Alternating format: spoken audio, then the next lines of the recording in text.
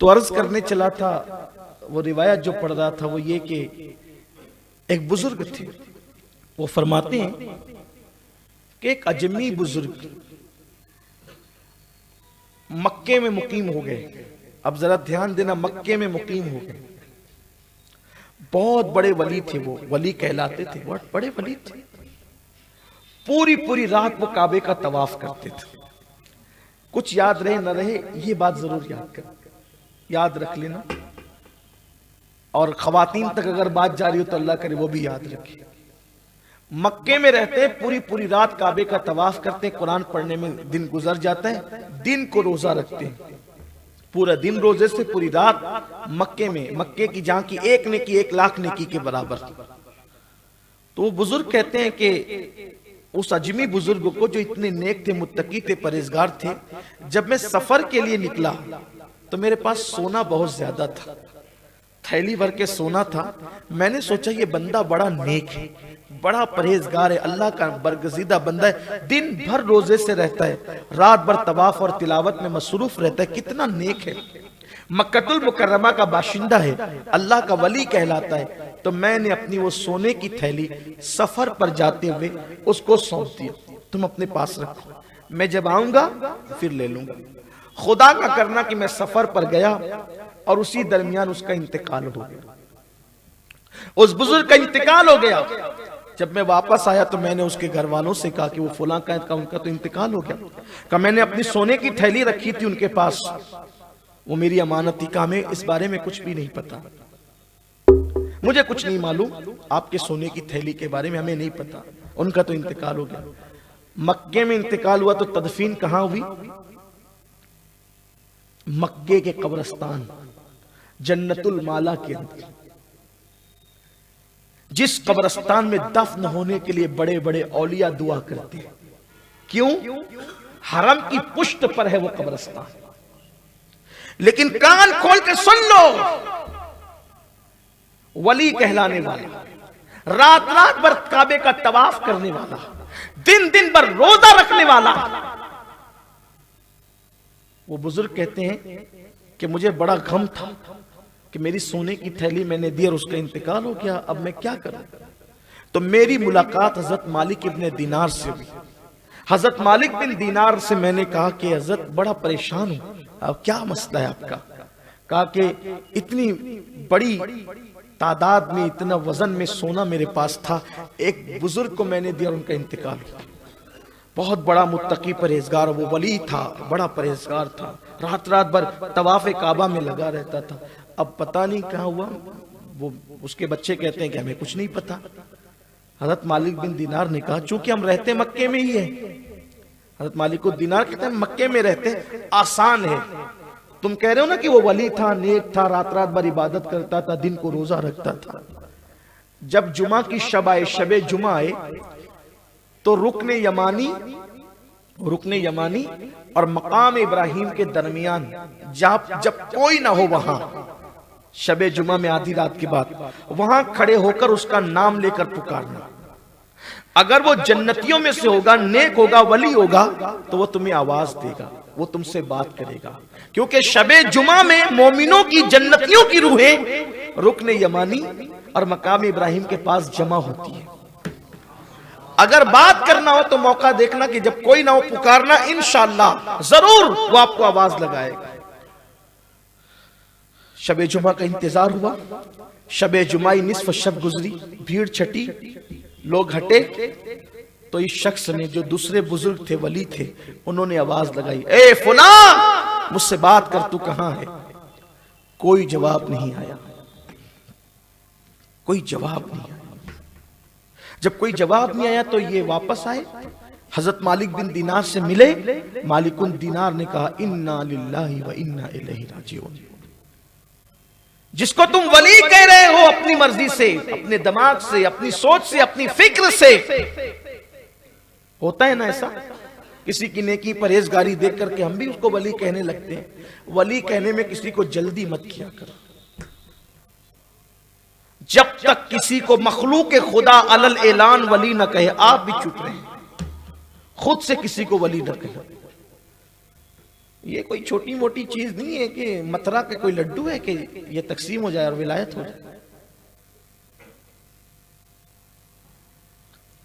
हजारों साल इबादत करके भी कोई वली नहीं बनता। किसी किसी इबादत देख करके उसको वली ना कहा कर, किसी का सिर्फ तकवा भी देखकर उसको वली ना कहा कर। कभी ऐसा भी हुआ है बहुत मुत्तकी हुआ है लेकिन वली ना बन सका।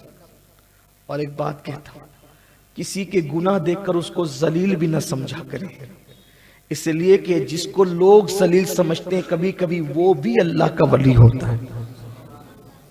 इसलिए किसी को जलील कहने में भी जल्दी ना करे, किसी को वली कहने में भी जल्दी ना करे। लोग कह दे फिर आप कहें तो अलग बात है। इसलिए कि कहा गया कि खल्के खुदा की जबान नक्कारा समझा जाता है, नक्कारा खुदा समझा जाता है। फिर सब लोग कहें, जब खुदा किसी को वली बनाता है तो लोगों की जबान पे खुद ही आता है कि ये वली है, लोग कहने लगते हैं उसको।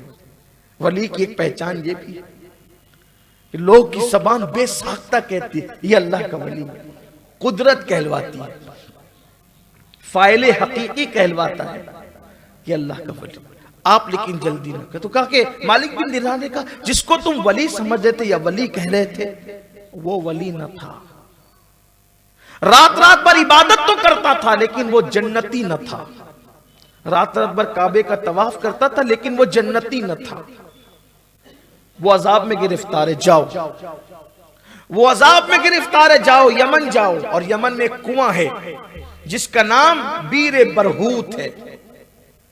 यमन में कुआं है जिसका नाम बीर बरहूत है, वहां जाओ और वहां जाकर के आधी रात के बाद आवाज लगाना, ए फुला मुझसे बात कर। फिर देखो तुझसे बात करेगा। दो ही चीज है, या तो रूहें जन्नतियों की यहां मिलेगी या तो जहन्नमियों की रूहें। यही दो जगह है। अगर बात कर रहे तो कर लो। ये आप और मेरे बस की बात नहीं थी, ये औलिया का मामला है। वरना आप भी बीरे बरहूत ढूंढने लगेंगे कि जरा चलो देखें फुला सियासी लीडर कहां पर है।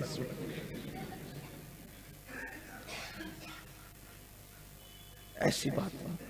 औलिया के मामला औलिया के मामला औलिया के लिए उसी को रखिए। शबे कद्र में सारी मखलूक सजदा करती है, समुंदर का पानी मीठा हो जाता है, तो कुछ लोग जाकर के वो पानी चखते रहे। जो जबान गीबत करती और गालियां देती हो फिर उस पर भी निशानी जाहिर होगी। तो कुछ चीजें औलिया अल्लाह के लिए होती है, उन्हीं के लिए रखिए खास। और अगर कुदरत किसी पे कर्म करके दिखा दे तो ये एक अलग उन्मान है, अलग बात है, लेकिन आम तौर पर मामला ऐसा ही है। वो कहा कि बीरे बरहूत पे जाओ और वहां जाकर के बात करना। देखो वो तुमसे बात करे।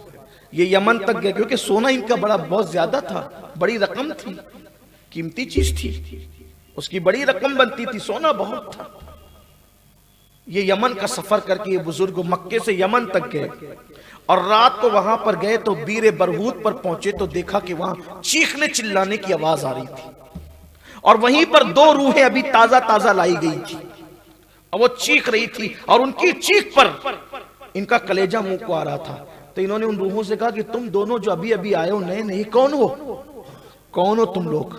तो एक ने कहा कि मैं बादशाह का दरबान था, उसकी हर हरकत पर मैं हाँ हाँ करता रहता था, शरीयत के मुताबिक करे तो भी हाँ, शरीयत के खिलाफ करे तो भी हाँ, इसलिए मुझे अजाब में गिरफ्तार किया गया।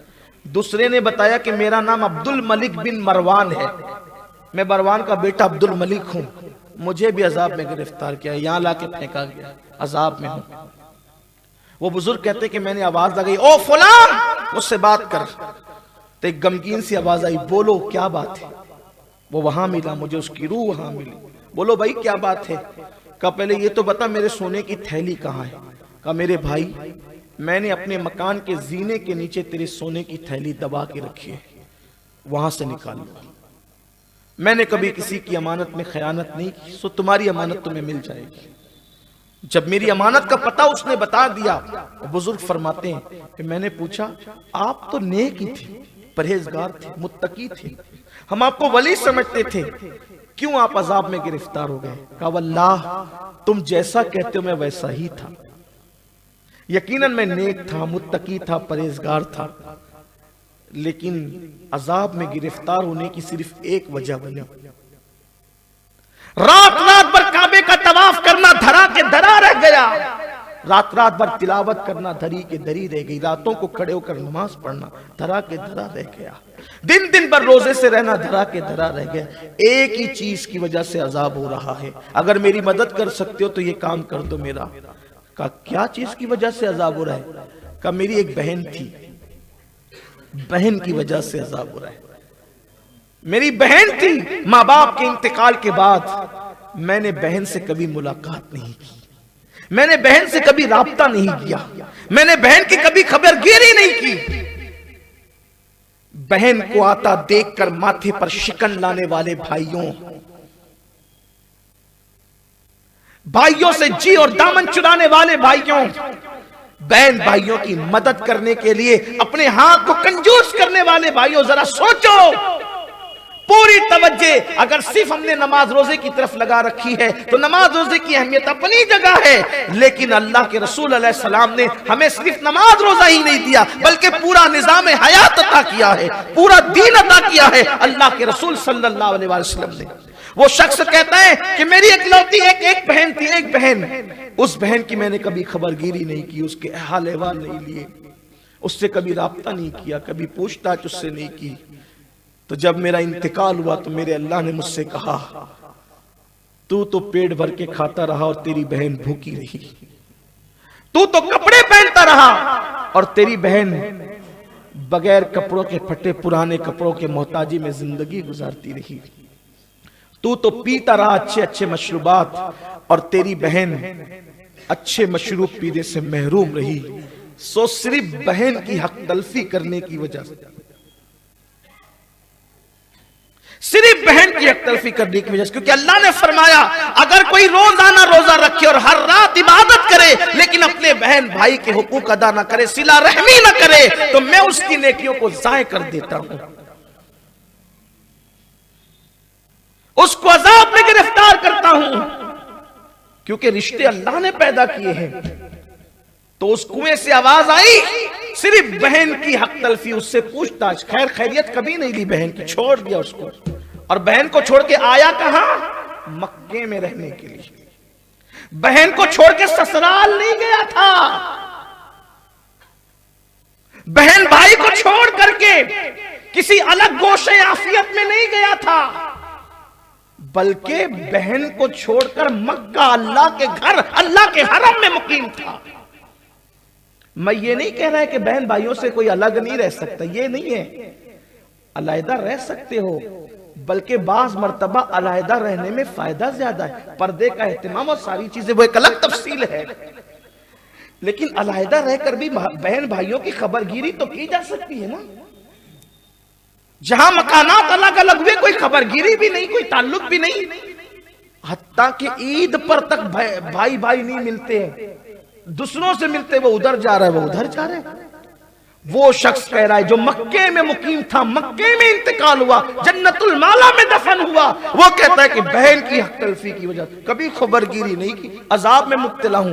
अब एक ही सूरत है, नमाजें परफेक्ट है, नमाजें पढ़ी है, रोजे रखे, सब रखे, बस एक ही गुनाह है कि मेरी बहन का मैंने हक मार दिया, उसकी खैर खैरियत नहीं की, उसकी हक तलफी की है। जाओ, अगर वो मुझे माफ कर सकती है तो उससे माफी करवा लो, अगर वो माफ कर देगी तो मैं यहां से निकाल के जन्नत में दाखिल कर दिया। वो बुजुर्ग फरमाते हैं, फिर मैं पहले उसके घर गया कि वाकई ये बात सही है कि नहीं। जब मैंने उसके जीने के नीचे खोल करके देखा तो मुझे मेरी सोने की थैली मिल गई।